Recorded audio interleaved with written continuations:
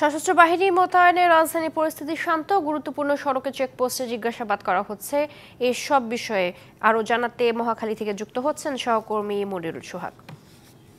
দর্শক, আমরা দ্বিতীয় দিনের কারফিউ এবং আইনশৃঙ্খলা পরিস্থিতি নিয়ে যুক্ত হয়েছি আপনাদের সাথে, এবং এই মুহূর্তে রাজধানীর মহাখালী রেলগেট এলাকার চিত্র আপনারা দেখছেন। এই রেলগেট এলাকাটি আসলে কারফিউ জারি হওয়ার আগ পর্যন্ত একটি ভয়ঙ্কর পরিস্থিতি ছিল এখানে, এবং টানা 2 দিন কিন্তু এখানে নাশকতা এবং নৈরাজ্য চলেছে, এবং যখন কারফিউ জারি হয় তারপর থেকেই কিন্তু পরিস্থিতি স্বাভাবিক হওয়া শুরু করে। এবং এই রেলগেট এলাকায় কিন্তু যে তাণ্ডব চলেছে, রেল লাইন বন্ধ করে দেওয়া হয়েছে সারা দেশের সাথে ঢাকার, এবং এখানে কিন্তু আগুন দিয়ে বেশ কিছু যানবাহন স্থাপনার ক্ষয়ক্ষতি করা হয়েছে। এবং কারফিউ জারি হওয়ার পরে সশস্ত্র বাহিনীর সদস্যরা যখন এখানে অবস্থান নিয়েছেন তারপর থেকেই কিন্তু পরিস্থিতি স্বাভাবিক হয়েছে। তবে এখনও কিন্তু রেল লাইনের উপর থেকে যাতায়াতের ক্ষেত্রে সর্বোচ্চ নিরাপত্তা ব্যবস্থা এবং সর্বোচ্চ সতর্ক অবস্থা নেওয়া হয়েছে, এবং মহাখালীর এই আশপাশের যে সড়কগুলো সেখানেও কিন্তু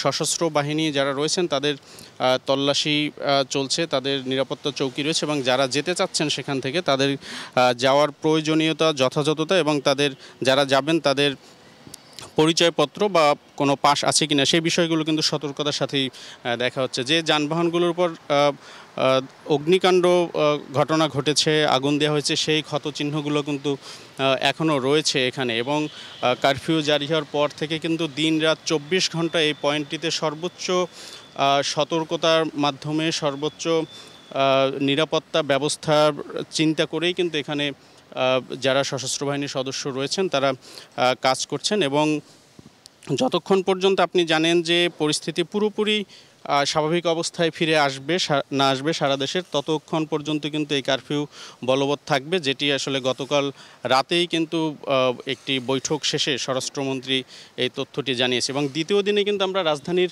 বিভিন্ন এলাকায় দেখেছি যে আসলে সশস্ত্র বাহিনীর যে সদস্যরা বিভিন্ন জায়গায় রয়েছেন সেখানে তাদের যে পরিস্থিতি রয়েছে সেটি নিয়ন্ত্রণে তারা রেখেছেন, এবং পাশাপাশি কিন্তু টহলও আমরা দেখেছি রাজধানী জুড়ে। অর্থাৎ রাজধানীর বিভিন্ন পয়েন্টে কিন্তু দ্বিতীয় দিনে সশস্ত্র বাহিনীর যে অবস্থান সেটি কিন্তু পুরো শহরকে, পুরো রাজধানীকে নিয়ন্ত্রণে রাখার, আইনশৃঙ্খলা পরিস্থিতি স্বাভাবিক নিয়ে আসা এবং জনমনে স্বস্তি ফিরিয়ে আনার যে কাজ সেটি কিন্তু চলছে। এবং আমরা কিন্তু দেখেছি যে প্রথম দিন থেকেই সাধারণ মানুষের মনে স্বস্তি ফিরে এসেছে। অর্থাৎ যে নাশকতা চলছিল, যে নৈরাজ্য চলছিল, রাষ্ট্রীয় এবং সরকারি স্থাপনাগুলোতে যে হামলা চালানো হয়েছিল, সেই জায়গা থেকে কিন্তু এই বিক্ষোভকারীরা অথবা নাশকতাকারীরা কিন্তু সশস্ত্র বাহিনীর মাঠে নামার পরে আর একটি ঘটনাও এরকম তারা ঘটাতে পারেনি। তো সব মিলিয়ে আসলে রাজধানীবাসী তাদের স্বস্তির কথা জানিয়েছেন। তবে এর মধ্যেও কেউ কেউ এই কারফিউ কেমন হচ্ছে সেটি দেখার জন্য বাইরে আসতে চান। তাদের জন্য বার্তা হচ্ছে